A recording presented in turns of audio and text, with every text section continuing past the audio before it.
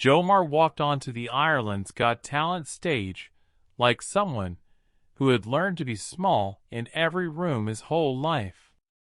His steps were quiet, his slippers patched with thin wire to keep the straps from splitting apart. The bright stage lights landed on him all at once, and it felt like the sun on the ocean at noon, overwhelming and blinding.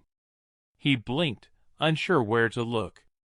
The audience whispered, already forming judgments the way people do when they see poverty before they see a person.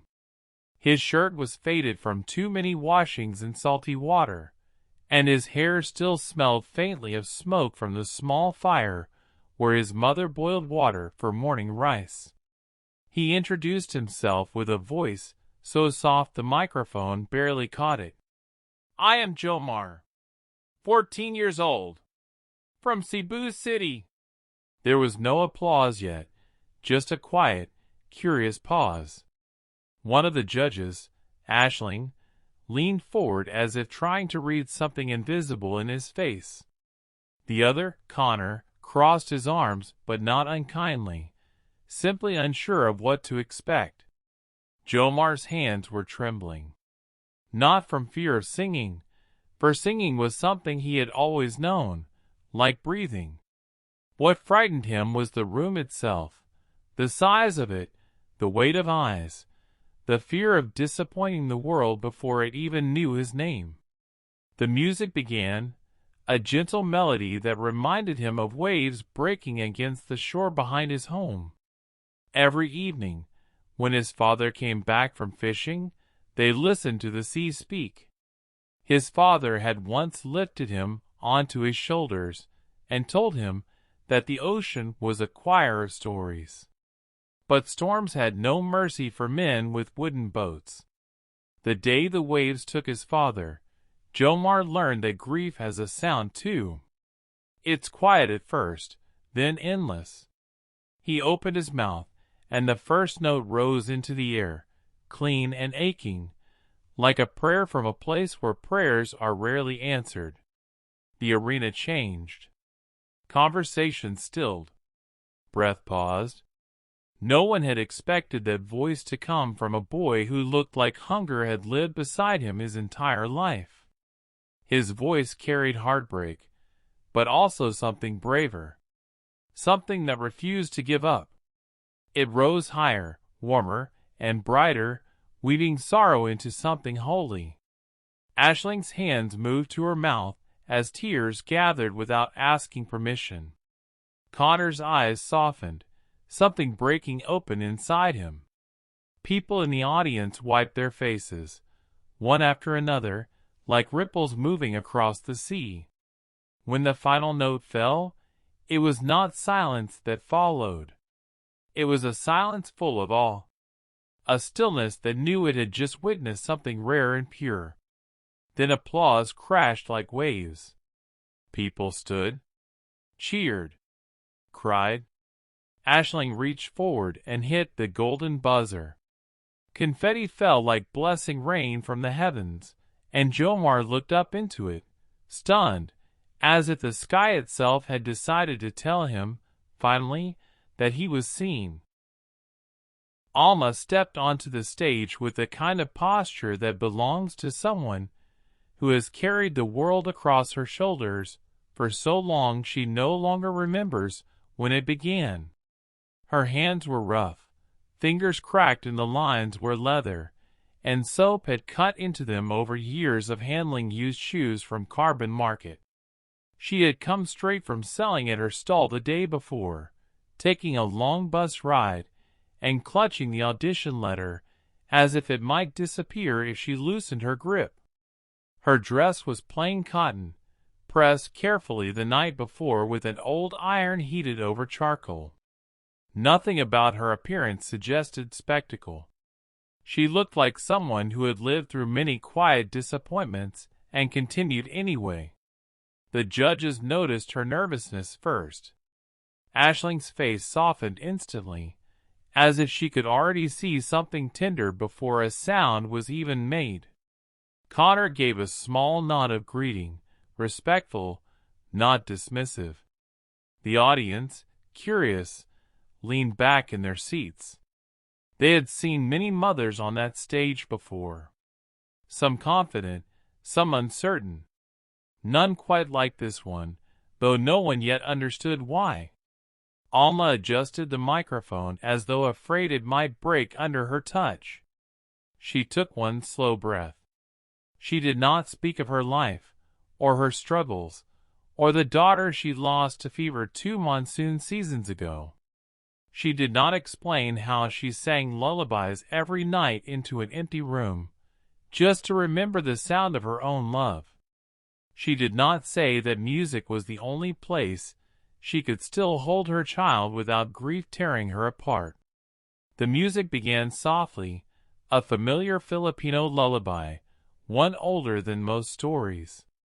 The kind mothers sing not just to help their children sleep, but to protect their hearts from the dangers of the world outside. Alma didn't sing loudly. She didn't try to impress. Her voice floated, warm and fragile, like something that could break if held too tightly. It was a voice that understood loss, but had refused to let loss harden it. The audience quieted, the way people do when something sacred is unfolding, and they don't yet have words for it. Aisling's eyes glistened almost immediately. Her breath caught somewhere between her chest and her throat.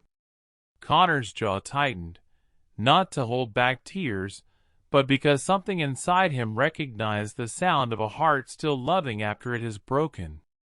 Alma sang the final verse with a gentler tone, almost whispering. It felt as though she were placing a child to rest once more, not in grief this time, but in peace. When the last note fell away, it did not leave silence. It left warmth. For a long moment, no one moved. Then the applause rose, not explosive, but deep and full, like gratitude. People stood slowly, in respect rather than excitement. Aisling wiped her eyes and spoke first, voice trembling. "You didn't just sing. You held us." Alma bowed her head, tears shining, but her smile was steady. For the first time in a long time, she felt like nothing had been lost, only transformed. The stage lights dimmed, leaving a soft spotlight on the next contestant, a young girl named Cebu, standing nervously at the center of the grand Ireland's Got Talent stage.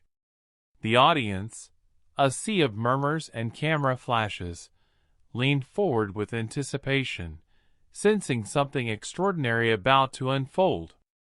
Cebu's hands trembled slightly, the rough calluses of years working odd jobs and helping her family at home revealing the hard life she had endured. Her tattered shoes scuffed against the polished floor, but she lifted her chin, a quiet determination in her eyes that spoke louder than words. The judges leaned forward, their expressions a mix of curiosity and disbelief. Simon's brow furrowed, already suspecting that this performance would be unlike anything he had witnessed before.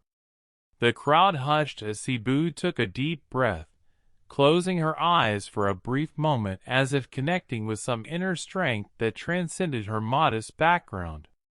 And then she began to sing.